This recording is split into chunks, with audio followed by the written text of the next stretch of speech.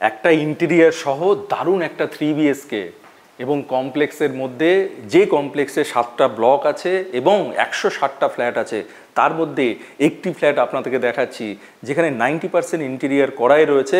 10% আপনি করে নিলেই দারুণ একটা ফ্ল্যাট কিন্তু হয়ে যাবে। এই হচ্ছে master bedroom.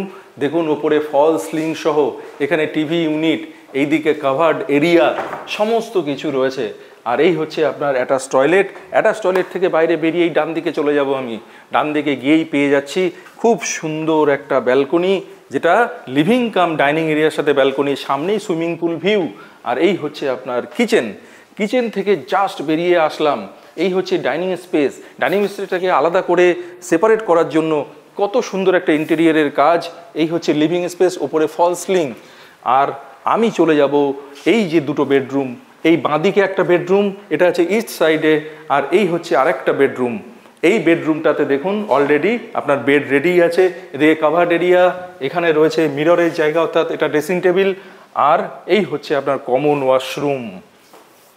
Asking price 65 lakhs only.